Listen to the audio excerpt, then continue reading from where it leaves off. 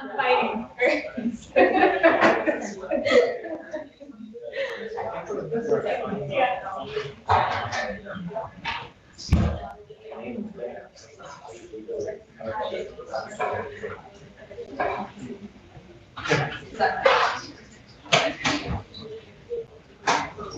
All right, so people are still trickling in, but I'm going to make a couple of brief announcements before we start. So as a reminder, if you don't have plans for dinner and would like to join any other group, there are sign-up sheets just outside of the auditorium. So please feel free to join there.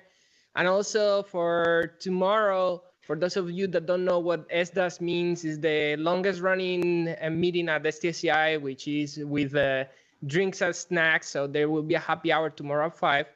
And you are more than welcome to join us and other people as well. So yeah, that's all I had. So. Okay, welcome back, everyone. This is session 8. The topic of the session is micro-arc-second astrometry, and we have a very nice lineup of 4 talks for you. We will start with our invited speaker, Su Ching, who will tell us about detecting gravitational waves with the Roman. Su Ching, whenever you're ready, feel free to start. Thanks very much. Can you hear me? Yep. So yeah. Yes. Great, thanks. Good afternoon, everyone. I'm very sorry that I couldn't be there in person, but I would like to thank the organizers for the invitation and for accommodating a remote talk. And I hope to have a chance to interact with you in the future. So I would be discussing the detecting gravitational waves in the microhertz regime with Roman. Sorry, so let me start with this gravitational wave frequency spectrum that you might be already familiar with. So plotted here on y-axis is the strain, which is the gravitational wave amplitude as a function of frequency. And on the right, these are the LIGO detection regime, where it's been producing amazing 10 to 100 solar masses of black hole binary system merger signals from the ground at the very highest frequency. And if you stretch the detection arms of the LIGO and then to increase its length, then one would be sensitive to gravitational waves in the lower frequency around 10 to the minus 2 hertz. And this will be coming from the intermediate black hole masses mergers, but then you have to go to space, and this is what LISA is planning to do. And if you stretch the detection length further to galactic scales, and this is what you have on the left, which is the pulsar timing array. Essentially, basically, they are using the pulsar residual arrival time and their correlation to detect gravitational waves. So you'll notice that there's a gap in the frequency range in the 10 to the minus 6 hertz range. And this is what we hope to achieve, or how we hope to fill in with Roman. And just want to point out that on this plot, if you go from right to left, we'll be sensitive to higher mass black holes systems. So in this 10 to the minus 6 hertz range, we'll be sensitive to supermass black holes in the maybe 10 to the 6 to 10 to the 9 solar masses ranges. And so filling in this gap will really help us understand the black hole population mass function, and also their connection with the host galaxy, the mergers history, etc. And also from the plot from the left to right is that actually interesting how the gravitational wave signal would evolve in time. So for example, a 10 to the 9 solar supermassive black hole merger system inspiring in the PTA frequency range will essentially coalesce in the microhertz range. So and similarly, in spiral system of maybe 10 to the 8 solar mass system inspiring in the microhertz range will essentially coalesce in the LISA range. So one could potentially in the future look for such kind of an evolution signal, and this will really help us understand the population of black holes, and also just verify our entire understanding of the gravitational wave system, formalism, and the propagation. So how do we do that? So we have been advocating that we could actually do this with relative astrometry of stellar positions using photometric surveys such as Rubin. And this work was led by Ali Wang, a former Caltech PhD student. So people have proposed using astrometry to measure gravitational waves since the 1990s. The work focus so far has been along two directions. One is using a Gaia-like absolute astrometry measurements, or using the very fine measurements of VOBI measurements of quasars in the radio. So we realized that there's actually an opportunity with galaxy redshift surveys such as Rubin, and this work was published in these two papers. So we did where we did an analytical estimation of the signal. So this is how it works. So plotted here on the left is a gravitational diffraction pattern of stars induced by a gravitational wave passing by where the source is along in this direction.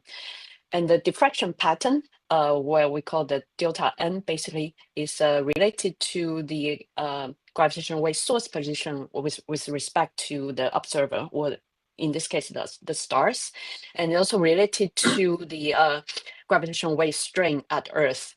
So obviously, when the gravitational wave propagates, both the stars and Earth will experience the space-time perturbation. However, if the stars are basically what we call the distant source in the distant source approximation, where the stars are many gravitational wavelengths away, which is the case for us, then it turns out the leading term is actually the Earth term. So basically, we're essentially only sensitive to the Earth term when the gravitational wave propagates through Earth. And then the apparent pattern, as you can see, is a very large scale as a quadruple pattern. This is basically just due to the fact that gravitational wave was generated from a tensor perturbation. And this pattern can be described by a vector spherical harmonics, which is a little more complicated than the usual scalar version. And it picks at a spherical harmonic moment of L of 2, which is very large scales, and it drops very sharply going to higher L's. So mostly we are sensitive to these very large patterns. So, and if you zoom in on the smaller field of view, now it's about 10 by 10 square degrees. And this is in a very extremely exaggerated sort of animation showing the gravitational wave propagation of stars over the timescale of a few months and years. So what we need to observe this signal is really we need very excellent relative astrometry, and we need a very large number of stars try to sample the waves, and then we also want the high cadence of observations to be done noise and also sample the waves. So then it turns out the galaxy bulge time domain survey is really ideal for this purpose. So they will monitor 10 to the 8 stars, and the relative astrometry on average is about 1.1 microarc second per exposure, which is excellent. And per star, it will take 41,000 images over 5 years. So just to show you the scaling ratio, the sensitivity to strain with astrometry is really proportional to the astrometry precision. And then can you basically, assuming there's no correlation, you can just average out the noise by the number of stars and number of exposures. So on paper, at least a quick estimate, the galaxy bulge survey will be perfect for this purpose. I guess then we really have to think a lot more about what exactly we will be measuring. So first problem or first issue you might have noticed is that the Rubin field of view, although pretty large, is very small in this context. So this is plotting now the Rubin in the simplified case, a 0.53 degree, 0.53 degree field of view. And then this is how the distortion might look like. So you can see that it's actually basically a very coherent pattern to first order across the entire field of view. but this coherent pattern will actually be absorbed by the guiding stars just for positioning purposes. So what will be left over is actually the residual of this distortion pattern, which looks like this. And you'll notice that the amplitude is basically dropped pretty dramatically by 2 orders of magnitude.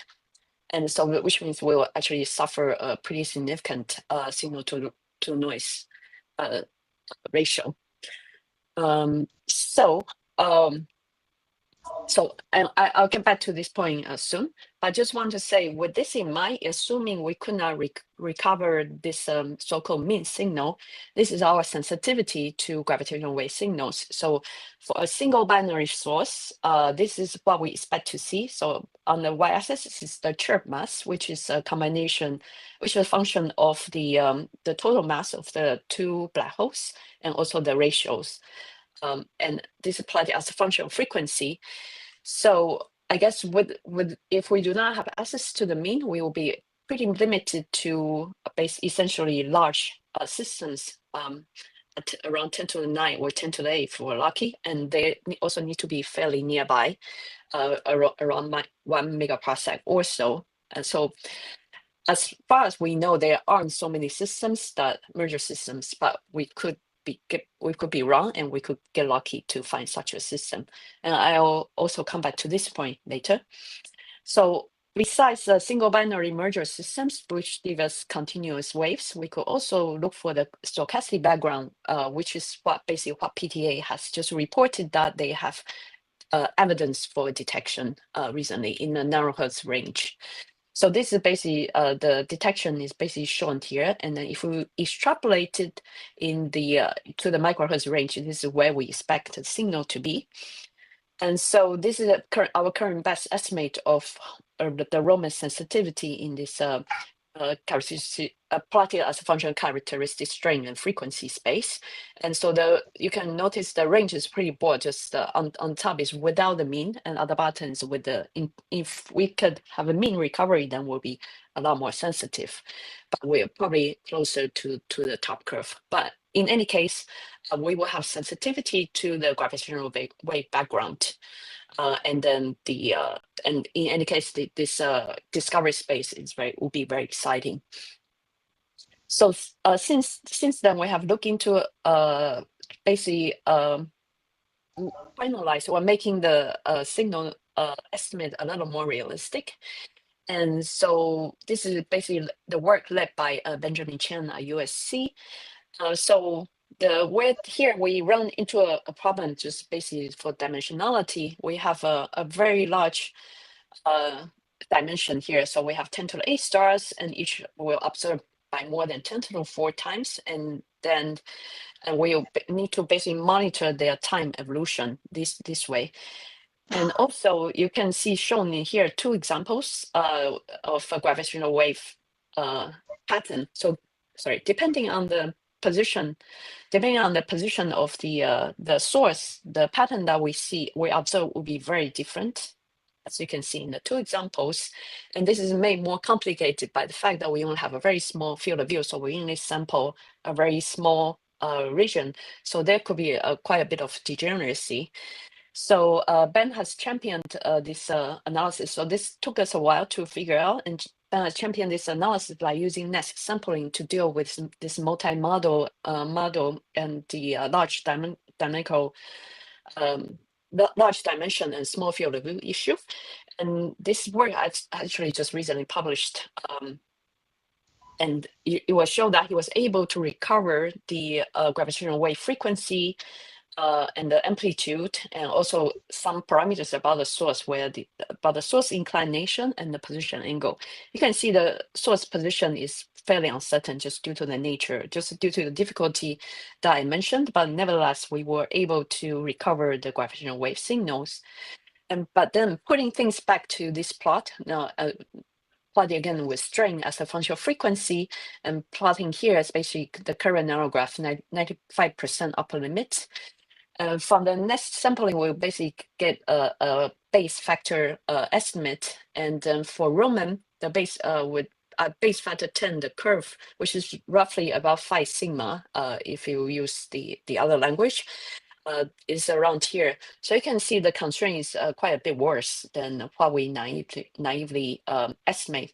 So this discrepancy comes from that with the Benz formalism, we actually consider a sky average signal. So this is what we expect on average, the signal. Well, previously, what I showed you earlier was essentially the best case scenario when the source is at the ideal position. So again, the prospect for single source detection is doesn't look super great. However, we could still get lucky. And notice that on the right here, in the high frequency end, there are dashed lines here. So this is our current extrapolation, but we are working on finalizing this part of the signal sensitivity curve. And also, in addition to single sources, we are also working on the gravitational wave background estimate through this formalism. And so more news will come soon. So independently, we will also try to attack for this signal estimator from another angle. So again, due to the very large dimensionality, we basically find ways to reduce it. And also one way is to conduct a principal component analysis type kind of technique where, as you notice, the gravitational wave signal is very coherent to first order across the field of view. So we wanted to see how many modes there are, given the Roman field of view, how many modes of gravitational wave patterns there are. And it turns out, this work is led by Chris Anderson. He was formerly at JPL and actually just moved to Caltech. And it turns out that with Chris was able to reduce this 10 to the 8 stellar motions to just 4 gradient modes within the Roman field of view. And this is how they look like. I guess this it's a little bit analogous to the shear matrix if you are familiar to cosmic shear, but notice that these are actually all vector fields. But in a sort of analogous, there's some analogy going on here. And with this simple reduced dimension, Chris was also able to run MCMC and basically confirm Ben's result. So basically the estimate for a single binary source is we think it's pretty stable right now. And then more work will be ongoing to couple this to the time domain, and then we'll be estimating the gravitational wave background sensitivity. So now I'll switch gear to discuss a bit about the sort of other considerations that I've been thinking. So related to systematics. So first of all, we wanted to know whether we will try to devise a scheme trying to recover this main signal in a field of view that I just described earlier. We lose due to the spacecraft active pointing system. So this was work led by Eric Stonking. Sorry, he's an engineer at Agata and basically working on the Roman ACS system. So what's happening is that when during the active pointing, when we were integrating things down, the reaction wheel will be activated to counter the pressure from stellar radiation, and then the torque from this reaction wheel will accumulate, and then but then there is uncertainty between the model of where the spacecraft is pointing, where the spacecraft thinks it's pointing to where it is actually pointing, and then the uncertainty of this is actually overwhelms, unfortunately, our gravitational wave signal. So basically shown here is basically the integrated torque, the PSD, the pulse spectral density as a function of frequency, and this is our expected gravitational wave signal. So this is coming from the 3 axis of the degree of freedom. So we have looked a fair bit into this, and unfortunately, unless we change the ACS system on Roman, we probably wouldn't be able to recover this.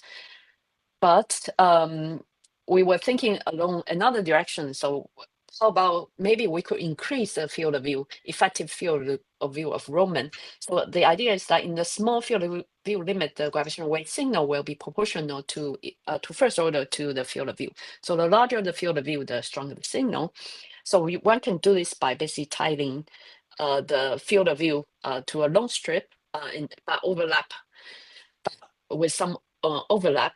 And but then so the more that you overlap, the better the accuracy. However, the smaller field of view, but then also if you tile further too many fields, then your noise will actually accumulate just from error propagation. So it turns out there's actually a sweet spot that if we overlap for 30% of the field, and with 7 fields, you can actually boost the signal by 1.5 times. So maybe this is ideal for later, maybe for gas observatory ideas in the future.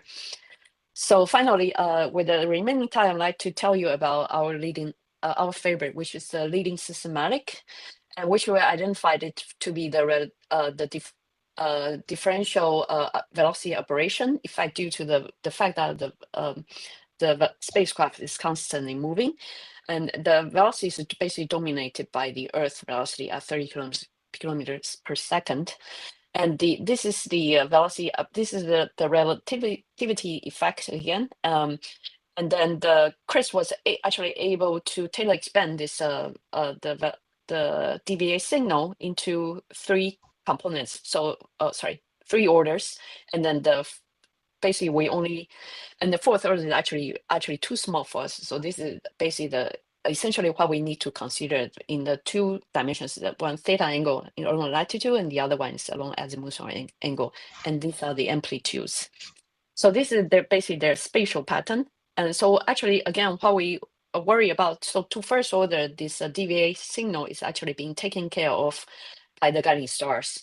However, we are worried about the residuals, and because the signals we are looking for is very, very small. So we basically essentially we assume we'll have to toast out the signals, the signals.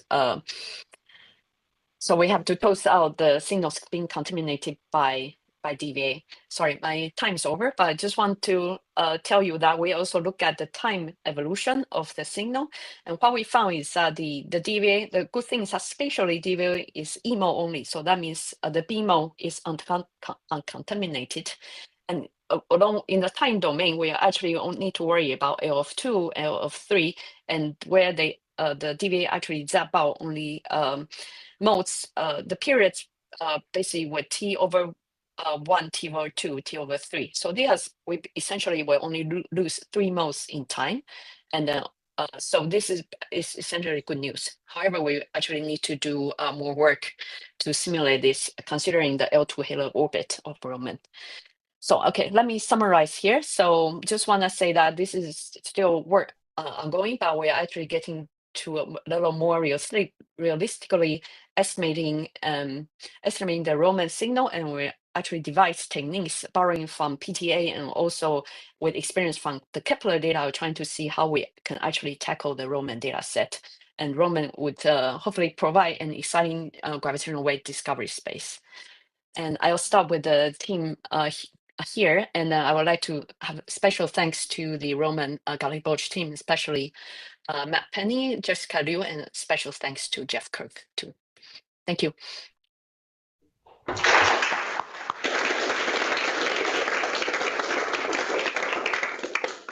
Very much, Su-Cheng, for this nice overview. Do you have any questions? We have a question in the audience, please. Hi, Su-Cheng. That's a really interesting talk. Thank you. 2 questions for you, actually. Is it possible to do preliminary work with Gaia, since it also has very precise stellar positions? And 2, about the kind of targets that you could observe with this technique. If I saw correctly, you said like 10 to the 8 chirp mass progenitors at a distance of 1 megaparsec. That's within the local group. And as far as I know, I'm not sure there are supermassive black hole mergers predicted to happen in the local group anytime soon. Yes. But maybe for clusters at 10 megaparsecs, you'd see something. That's right. So, let me answer the second question first. So you are right that the 1 megaparsec within the yellow band is really quite very nearby, and as far as we know, there's no there's no potential candidates for black hole binary systems. So that's a bit of bummer. But however, I guess we have looked into maybe using a little more targeted survey. So I guess the PTA has a catalog of nearby binary black hole candidates. And so we're trying to see that if we give a position prior, whether we will be able to see them. But then it's actually also quite challenging. So I guess to your second question, and I also mentioned earlier that I think we will need to be very lucky in order to see a signal with the current setup of the Roman Galaxy Bulge survey. But we could think of ways to optimize this approach, this single source detection with maybe a more creative geo program that we've been starting to think about. And to your first question, you are also right that they are actually Gaia would be great for this, and they are actually effort, as far as I know, trying to look for this signal. So Gaia, there's a cutoff just due to on the high frequency end. So on the low frequency end, just due to how their astrometry was solved, the solution actually also kills the signal on this end. And on this end, on the high frequency end, is basically constrained by their observing strategy. So they will observe 10 to 9 stars over 5 years, and each will have a cadence only have about 80 times of observing time. So this is quite different parameter space from Roman. And so, yeah, it would be great if Gaia could detect. In principle, Gaia is more sensitive than PTA. It's just that we do not have access to this data, and we know there are efforts trying to look for this signal, but we haven't heard news yet. I hope that answers your question. It does very well. Thank you. Thank you. Thank you. Did you have a question, sir? Yes, there is another question from the audience. Did you have a question? Oh, sorry, then we will go to, yes. Yeah, we'll go to you. This is Tom Barkley from Goddard. So I had 2 parts. One is, have you looked at using tests to do any of this? And secondly, when I was on the Kepler team, we tried to do astrometry and failed. Have you had any success doing astrometry with Kepler? Sorry, I missed your first question. You were trying to tests. Oh, tests. I see. Yeah, we haven't looked into the case for tests, but that's an interesting idea. So we are actually indeed working on the Kepler data, and then what we found is that each star has a personality, as you said. It's actually quite difficult, and what we found, the leading problem so I guess, as you know, so Kepler has its own scheme for astrometry solution, and with the solution, what we found that the DVA is actually a leading systematic still in the solution, in the astrometry solution. Once we are able to model the time evolution of DVA out, and they actually behave to first order quite well, much better than what you see in the raw data. So we think that, so we are trying to work down the systematics, but then it looks like getting out, removing the DVA contamination, it's actually helps a lot. And I'll be happy to share more with you later on. Yeah. Thank you. And there was another question, right? Yes. James Rhodes, NASA Goddard. Is there any benefit to interspersing with the bulge time domain survey observations of a field of order 90 degrees away where the signal would be in a different direction, or do you only win weakly because the guiding takes out the mean signal anyway? Right, so I guess you're thinking along the way how Gaia operates, which is 90 degrees. In principle, if we could have access to a very large swap of two swap of the sky 90 degrees away apart, that would be ideal. So, however, I guess as you pointed out, we also still need to think about this the systematics of doing this during slew. I think to first order, I think the answer is yes, but then I think there could be added systematics due to this scheme. I think we will need to plan quite carefully. So yeah, for a while we actually thought about maybe we could use the this galactic plane survey, trying to look for a very large field of view, surveying a much larger field of view. But then there are also other difficulties that will come in. So yeah, so I guess our understanding of discussing with the galactic bulge team is that maybe we could think of a in the future a geo program trying to do this. Okay, we have to move on, unfortunately. Let's thank Tsu-Ching one more time for a wonderful presentation. Thank you very much. And our next presentation is by Kevin McKinnon. Kevin couldn't attend this conference in person, unfortunately, because of the travel disruptions. Kevin, feel free to start whenever you're ready. Awesome. Yeah, I'm hoping to like run to the airport right after this talk and be able to make my flights today. So hoping to talk to people in person soon. Anyway, I'm excited to talk to you today about my work combining different telescopes to measure improved astrometry, which is work done in collaboration with the names you see listed at the bottom here, many of whom are associated with the HST Promo Group, as well as the University of California, Santa Cruz, the University of Toronto, and a few other institutions. So I probably don't have to convince this audience, but motions of stars are some of the most important fundamental measurements we can make in all of astrophysics. They can help us identify the existence of supermassive black holes or intermediate supermass black holes at the centers of galaxies. We can understand the local group past, present, and future in terms of collisions between the Milky Way and its neighbors, the impact of disruption on dwarf star formation, the merger history of the Milky Way. We can use motions of stellar streams and perturbations of stellar streams to try to put constraints on the nature of dark matter by studying possible interactions with dark matter subhalos. And a lot of this work is owed to the proper motions provided by Gaia.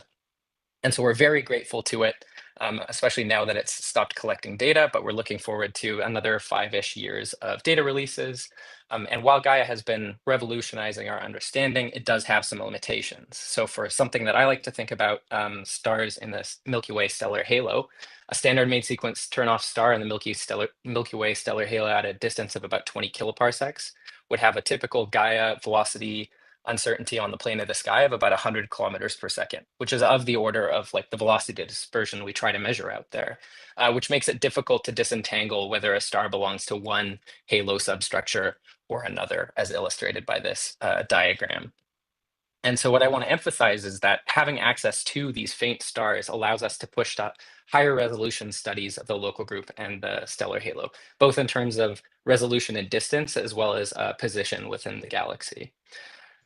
Fortunately, we have an exciting decade ahead of us in terms of upcoming data releases from Gaia, as well as ongoing and future missions like we're talking about this week, pushing to much fainter magnitudes and achieving incredible proper motion precision. And of course, we also have access to legacy archives of Hubble images with as well as ongoing James Webb observations that allow us to measure positions of stars as a function of time. And so what I want to stress in this talk is that we should be thinking about ways to benefit from all of the strengths of these different surveys and mitigate over some of their weaknesses. And this is work that's been ongoing, but is relatively recent, as illustrated by some of the efforts by my collaborators here, combining Hubble and Gaia, James Webb and Gaia, and Euclid and Gaia. And the takeaway here is that when we're combining these different data sets, what we notice is the expected decrease in proper motion uncertainty, as well as the motions of stars moving towards like the expected means, telling us that our accuracy and our precision is increasing. However, these techniques have been developed mostly to focus on kind of more moderate medium density fields like nearby galaxies and globular clusters, where we have lots of overlap between, for example, Gaia and Hubble or Gaia and James Webb. And it doesn't necessarily generalize to cases where we are moving towards sparser regions, like the stellar halo that I'm interested in. And so as an example of this, if we look at the cosmos field with Hubble, we find that there's on average about 10 Gaia stars in each of the Hubble images. If we run an analysis on these stars using a technique like Gaia Hub, we find that the proper motions that Gaia Hub measures generally agree with Gaia. They follow the one-to-one line, as you can see here, but the proper motion uncertainties don't actually agree with each other very well. And I want to stress that this was never the intended way that Gaia Hub was meant to be used. It was always meant to be used in cases where there are a few hundred stars in common between Gaia and Hubble. But this is what led me to develop the Bayesian positions, parallaxes, and proper motions tool, BP3M. So I built this tool to be a Bayesian framework way of combining Hubble images with Gaia data. It's described in this paper that I link here, and it really builds off of the work of Gaia Hub and uses tools like Jay Anderson's HST1 class. It's currently publicly available on my GitHub, but I'm planning on releasing a significantly improved version soon. So stay tuned for that, and let me know if you're interested in using it. The high-level overview of what it's doing is to take positions and parallaxes and proper motions as prior data from Gaia and combine that with relative positions of stars in Hubble, and then simultaneously align all of your Hubble images onto the Gaia reference frame, and then measure improved motions of stars for all of the stars in those images. And what I really want to stress here is that this technique is general in the sense that it works for sparse images where you only have a handful of stars in common between these data sets, as well as more moderate to dense fields. And it is extensible in the sense that it doesn't require you to think about Gaia plus Hubble. This is a general way to think about combining astrometric catalogs with imaging surveys or imaging data. And so I think it's applicable as we move into this next generation of astrometric data sets. And so to highlight some of our results so far, I've tested this technique extensively with synthetic data where we know the inputs and we get good results there, as well as with real data using nearby globular clusters and dwarf galaxies. So here we're focusing on Leo 1. We're looking at one Hubble image of in around Leo 1. We have about 400 Gaia stars, and you can see their proper motions here. It's the gray dots are each individual star with the mean motion of Leo 1 in the center. And then on the right here are the motions that I measure with BP3M. The first thing I'll point out is that all of these white stars in the left panel are the same as the blue stars in the right panel. And so you can see they've all moved towards the mean. So they're getting more accurate motion measurements. And then all of these orange stars are stars that are too faint for Gaia to have measured. In this case, I've increased the number of stars in this region that are associated with Leo 1 by about a factor of 10. Similarly, the proper motions that we measure are about an order of magnitude or more precise than Gaia alone at the faint ends. And the cool thing here is because we've aligned all of the Hubble images onto the Gaia reference frame, we are able to find stars that are too faint for Gaia to see and still measure very good proper motions. And that's what all of these orange dots are. So we see similar proper motion uncertainties out to much fainter magnitudes. We can do the same game in more sparse fields. So this is an analysis of Cosmos. Here we find good agreement between Gaia and BP3M's outputs. This comes from analyzing a few thousand images. We see much more moderate improvements in the proper motion uncertainties because of uncertainties and how you align your Hubble images onto Gaia, but we're still seeing a significant improvement at the faint ends.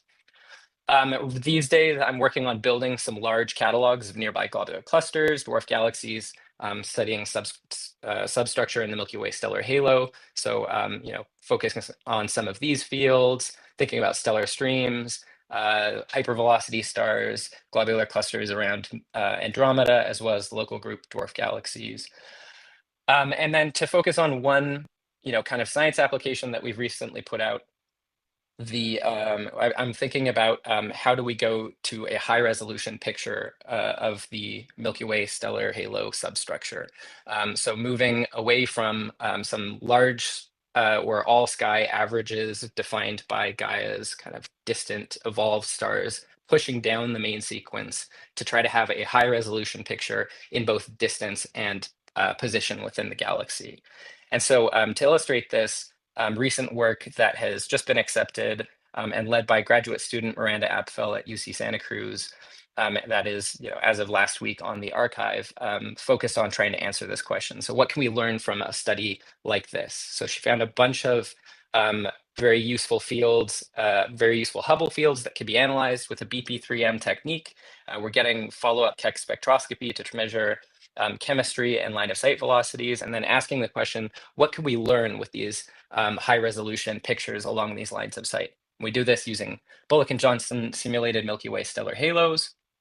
And the takeaway of this work is that we find similarities in stellar observables that tell us that allow us to also group these simulated halos by different accretion history properties. So for example, we believe if we were to go out and make these real measurements with the Milky Way, we should be able to put some relatively strong constraints on the mass ratios of different progenitors, as well as the timeline at which those progenitors were accreted.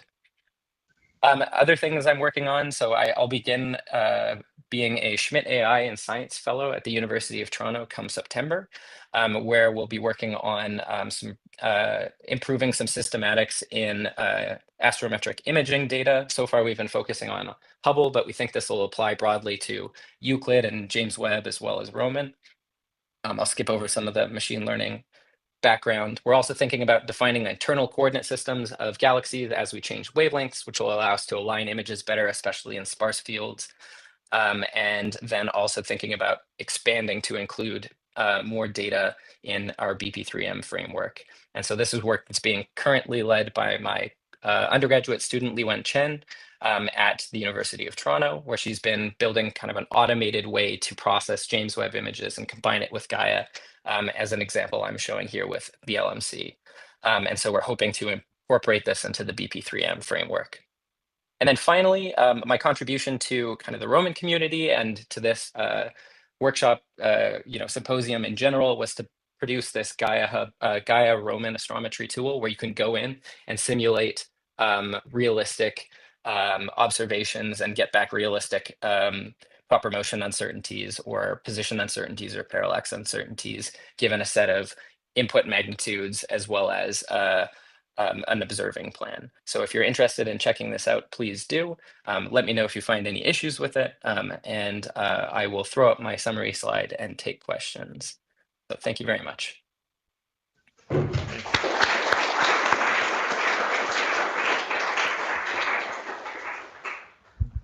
Thank you very much for doing this important work, Kevin.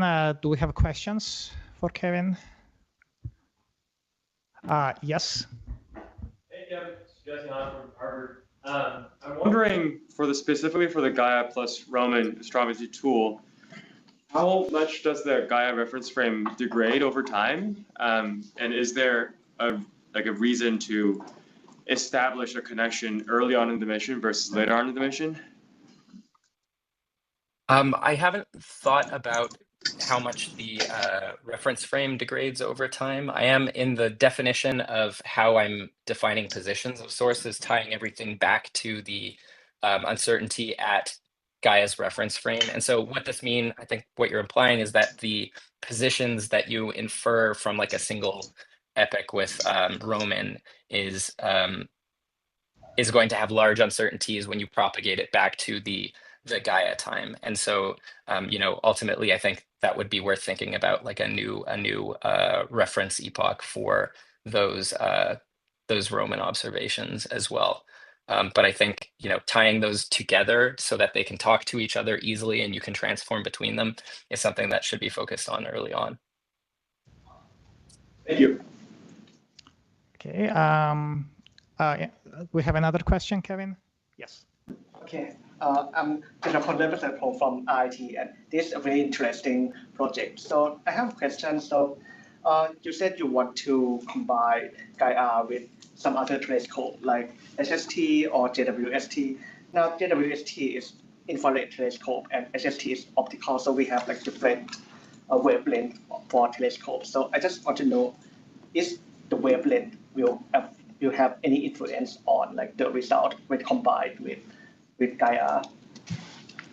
Yes, absolutely. So the ways that wavelength can impact things, one of them is if you're trying to use background galaxies for registration points to have like another external constraint for an absolute reference frame, then as you change wavelengths, things get pretty messy. And this is something I'm interested in exploring in my next postdoc position. But the other way that things change is different filters in different telescopes have different qualities of point spread functions, which impact your ability to measure positions of sources.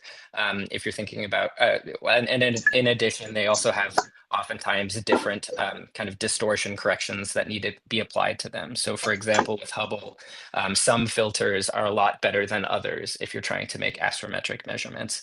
And so I assume that'll be true as we move between different telescopes and different wavelength regimes. So that's something that I think we'll naturally be quantifying as we go along. But I don't have answers about necessarily, you know, what's better versus optical or infrared so far. Okay, so Kevin will be here tomorrow. Hopefully my flight makes it.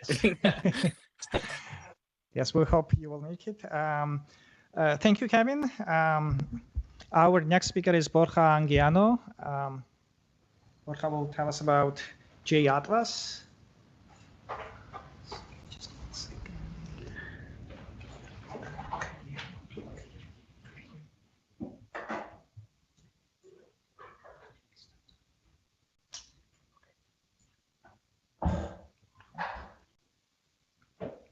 Can you hear me?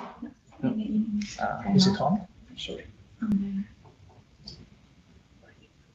Oh, there is a switch. Yeah.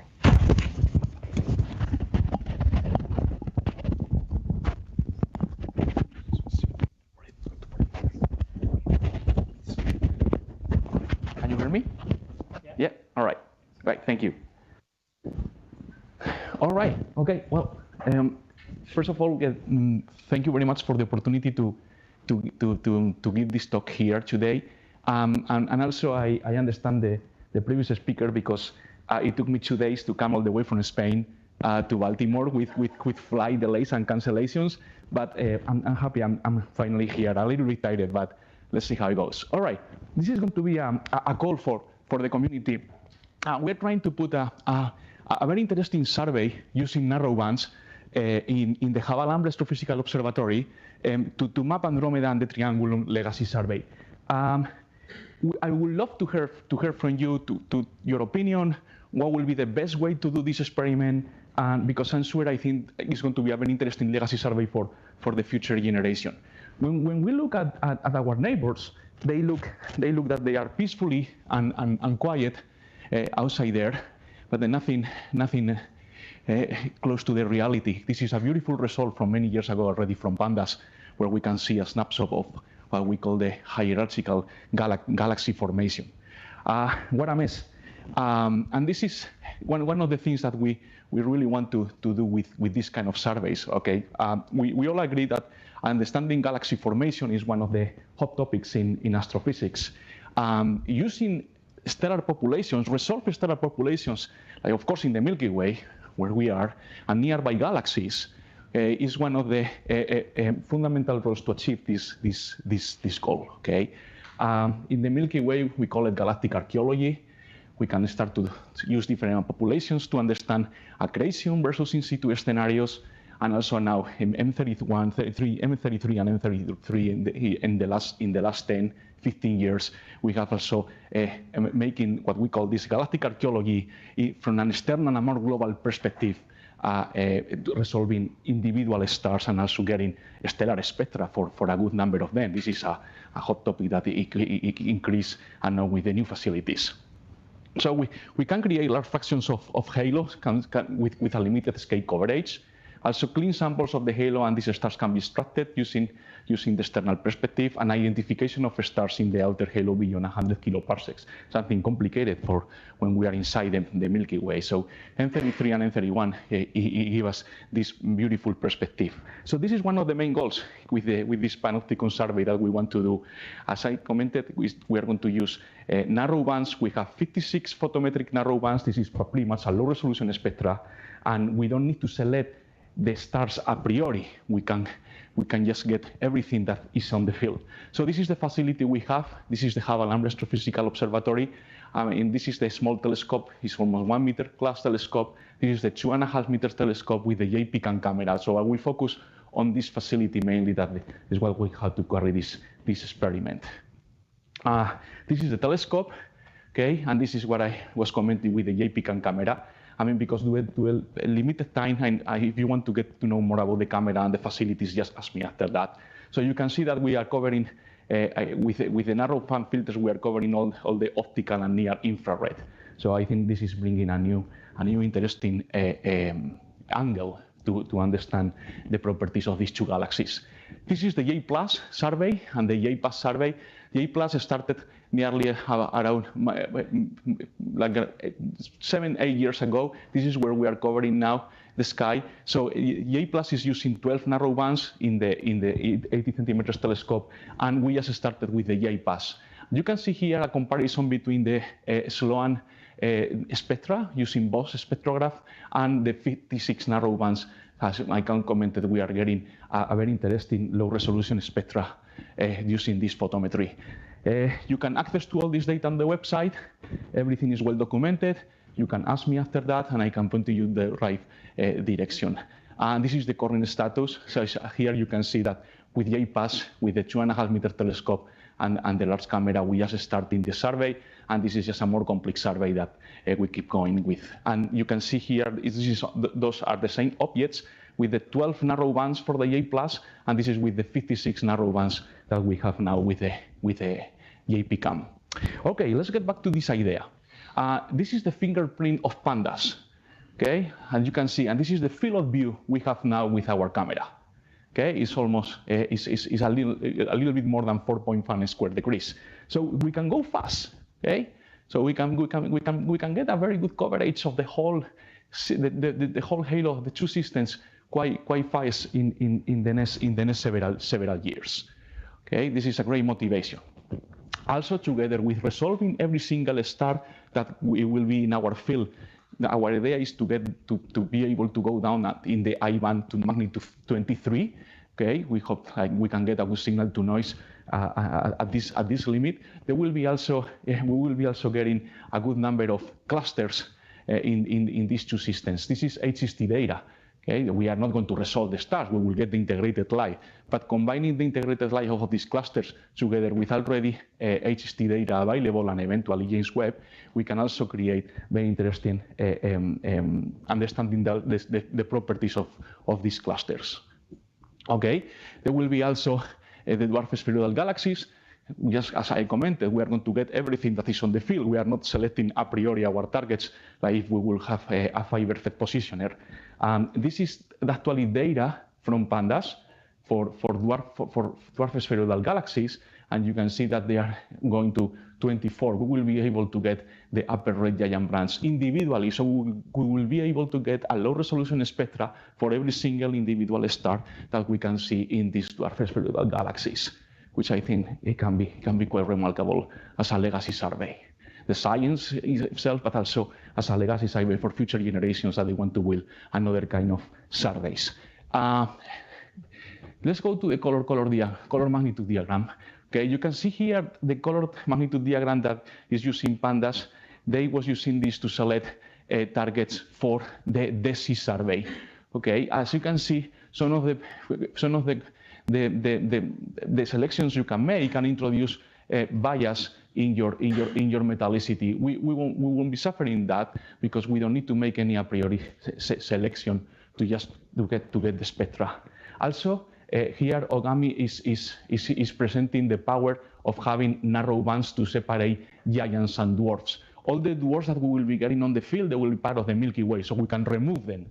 And this is one of the problems that pandas was having, especially when we're looking at latitudes that they were close to the galactic plane. The contamination from dwarfs coming from the Milky Way, it was starting to be to start to be very powerful, trying to find structure. So we will be able to get with all these narrow bands to separate dwarfs and giants. So we will be having a less harmful effect of the Milky Way contamination in the survey.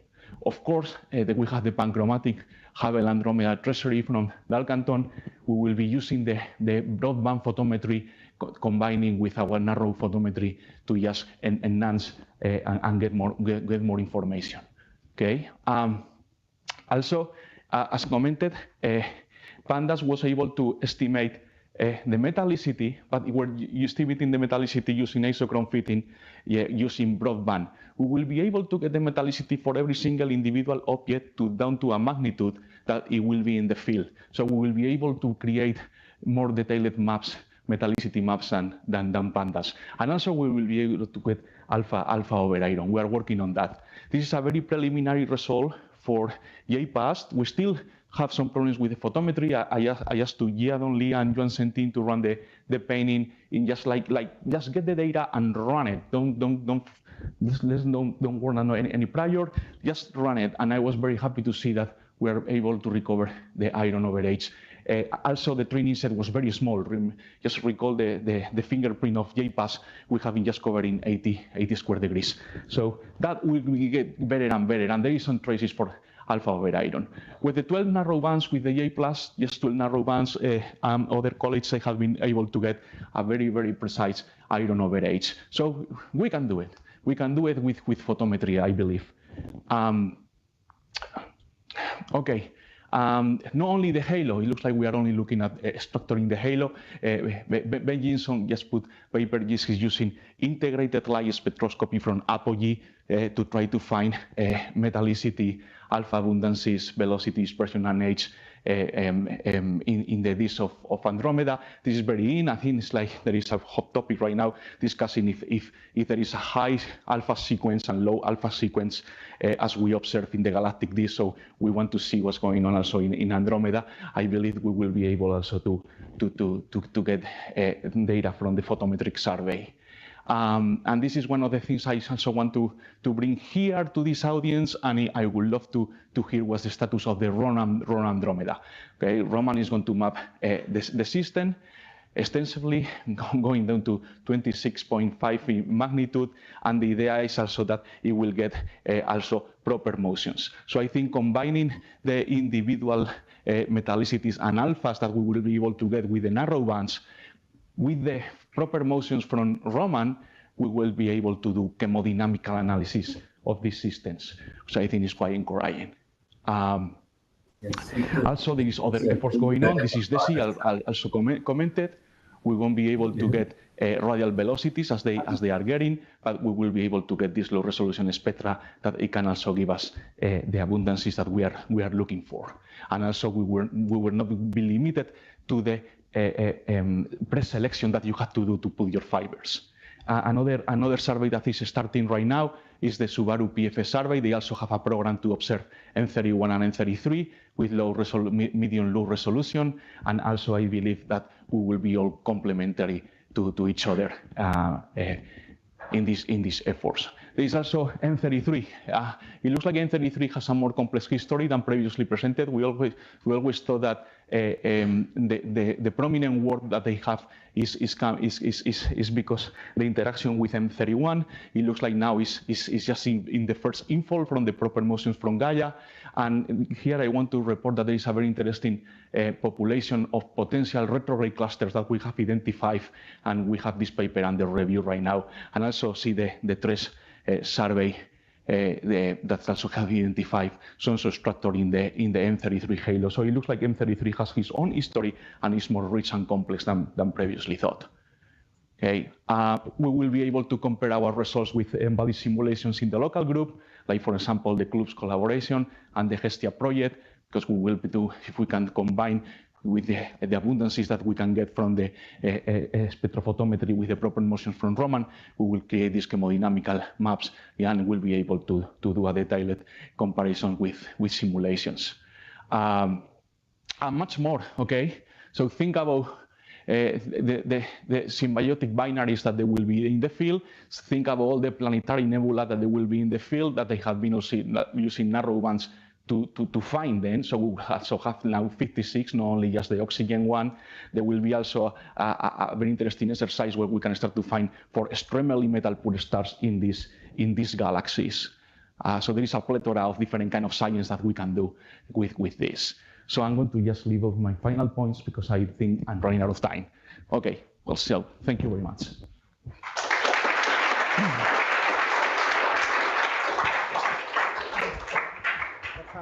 We have time maybe for one question or a few questions. Okay, there are no questions, then let's thank Borja again. And final presentation today is by Jenny, and it's about simulating galaxy proper motions. Yes.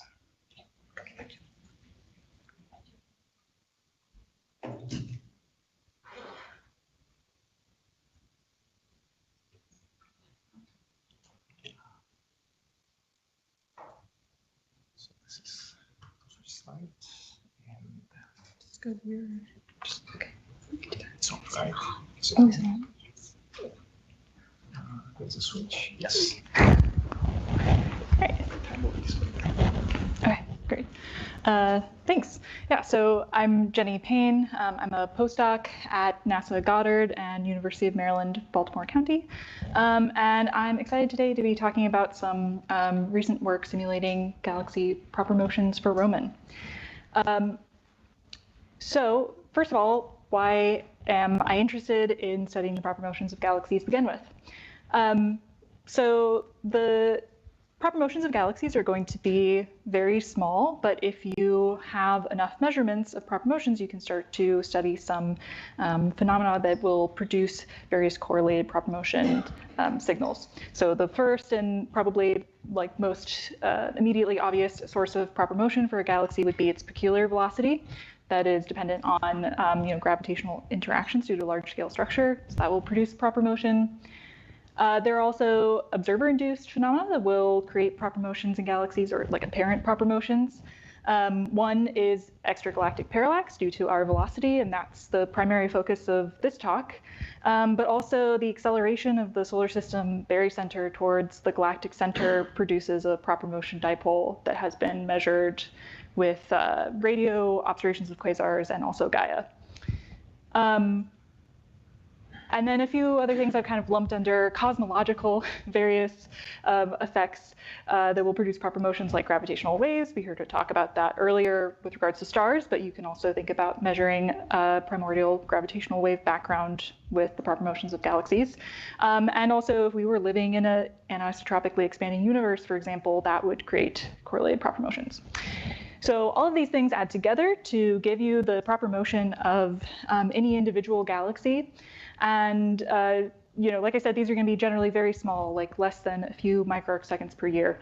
And so we have to use the fact that each of these phenomena that I've listed are going to be correlated at various different angular scales on the sky, and also with varying dependence on distance between us and the source to disentangle these effects. So we do that with vector spherical harmonics. This is just the vector extension of the spherical harmonics we all know and love. So I've shown a few just like random example spherical harmonics for demonstrations purpose. So you can break down your modes into a curl-free and a divergence-free component called E and B modes. And secular parallax, which I'm focusing on today, looks like an E mode curl-free dipole. So when we're talking about galaxy parallax or secular parallax, or sometimes called cosmic parallax, this is distinct from the annual parallax caused by the motion of the Earth around the sun. Instead, now we're talking about the velocity of the solar system barycenter, which is a combination of the velocity of the solar system within the Milky Way galaxy and the velocity of the Milky Way galaxy with respect to other galaxies. And so if we know that velocity in AU per year, then that gives us an expectation for the maximum proper motion for a galaxy at 1 megaparsec, and then modulated by the sine of the angle between the galaxy and our direction of motion. Oh, I have a pointer, okay. And so this is an E-mode distance-dependent dipole. we can get our expectation for that velocity from the cosmic microwave background. There's a prominent temperature dipole in the CMB that corresponds to a velocity of about 78 AU per year.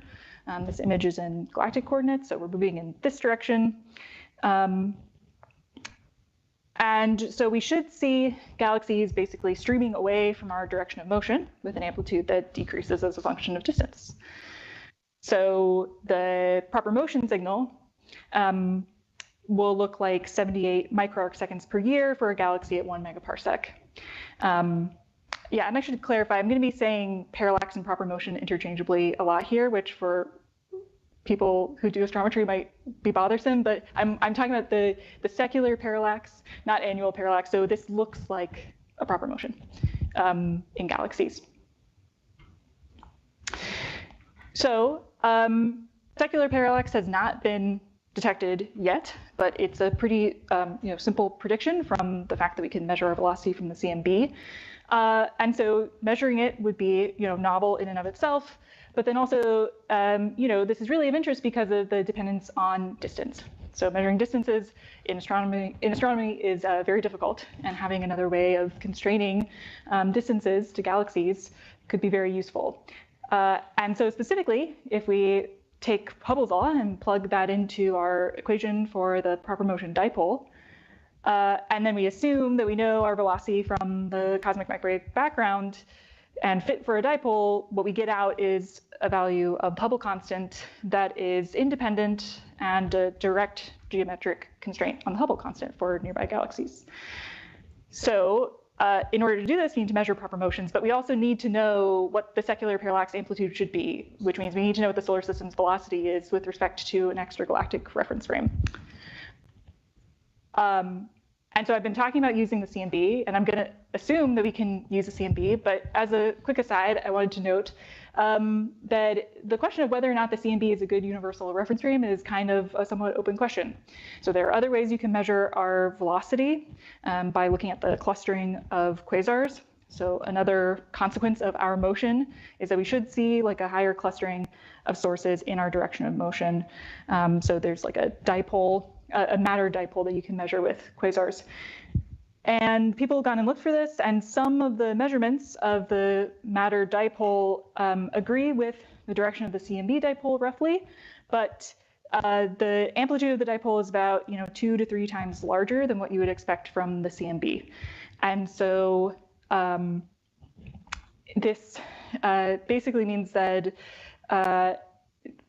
there's some discrepancy in taking the CMB reference frame and applying that to quasars. So maybe there's a difference in the reference frame for matter as for radiation, or maybe it's just systematics in this quasar measurement. But the value of H0 that you would measure from secular parallax really depends on you knowing what the amplitude of this dipole should be. And so it depends on the consistency in the proper rest frame for nearby galaxies and for the CMB. Okay, so I've been basically interested in figuring out the feasibility of doing a measurement like this with Rubin. So for starters, if we wanted to measure secular parallax, like what are some of the survey properties that would be desired? Well, we would want a survey with high resolution, good astrometric precision. We're looking for a signal that's less than a few microarc seconds per year, even for relatively nearby galaxies. So we need that high astrometric precision. We also want a time baseline of at least several years. So it doesn't necessarily help to observe super quickly in cadence. You want several years of observations at least to see this tiny signal. You want a large sample size at low redshift, and you want good sky coverage, especially if you wanted to constrain the direction of the dipole. So the Rubin High Latitude Wide Area Survey medium tier has a lot of these desired properties. The proper motion precision for point sources is around 10 10 microarcseconds per year. It's probably going to be different for galaxies, and whether or not it's better or worse for galaxies is a major question when it comes to figuring out how good of a measurement we could do with Roman. The time baseline, if you were to match observations between filters, is at most 5 years for the nominal mission lifetime. There will be several 100,000 galaxies at low redshift, so we've got lots of galaxies. And the area of the medium tier is about 2,400 square degrees. So the medium tier of the survey is shown in blue here, the wide tier is shown in white. I think you need the medium tier because you need to be able to match between those multiple visits for multiple filters.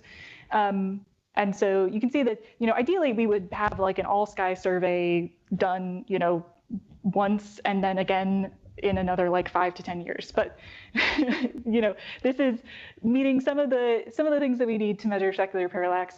And this survey was not designed to do this kind of science, so I'll forgive it for not being perfect for my purposes.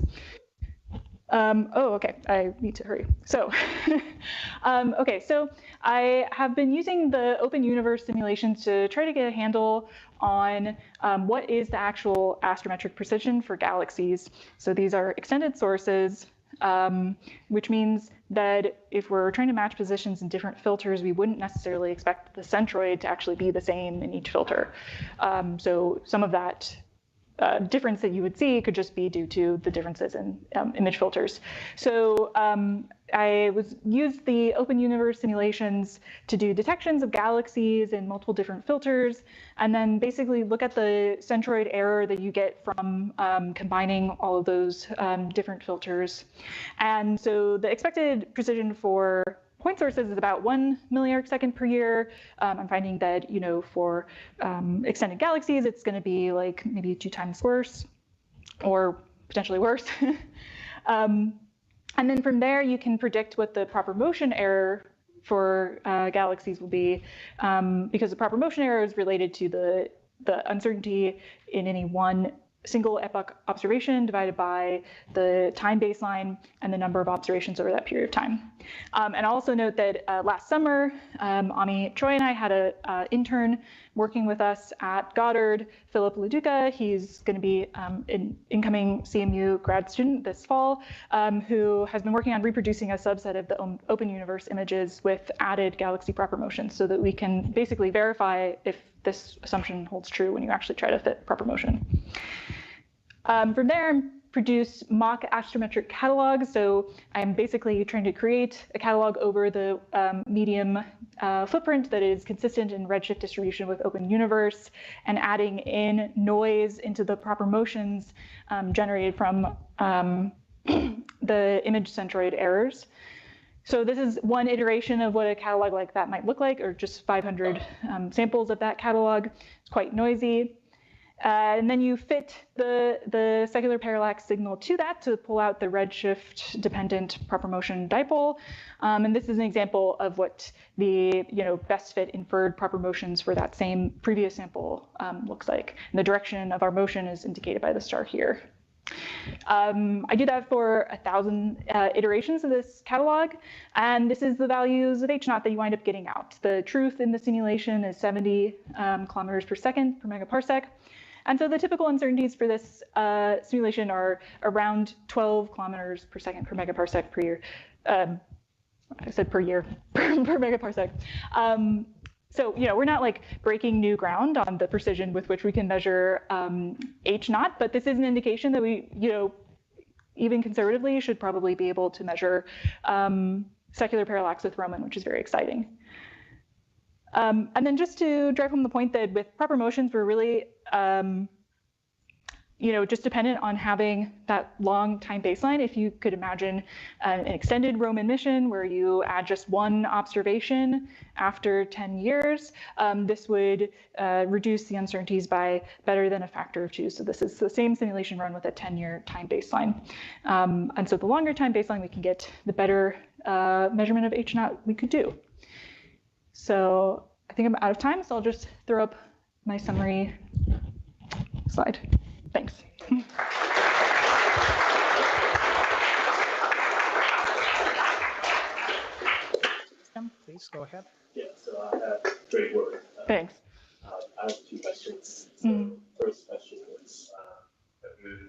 thought on combining the Roman survey with Gaia, particularly what's the kind of the sequence between your sample? So if you combine Gaia and Roman, there would be a funny baseline. Yeah. So, I mean, I think that that's probably the path forward for doing this kind of measurement.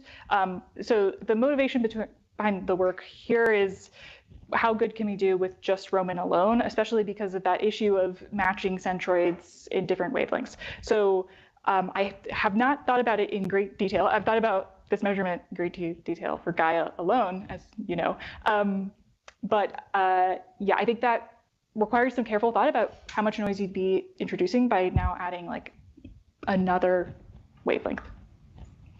Yeah. Sorry, I have a second question. Yeah. Have you thought about the nearby galaxy are actually moving in correlated direction? So when you consider the uncertainty of their individual cosmic proper motion, they're actually correlated, so the same structure. How that's going to increase the constraining power. Yeah. So you would definitely need to use some sort of like flow model to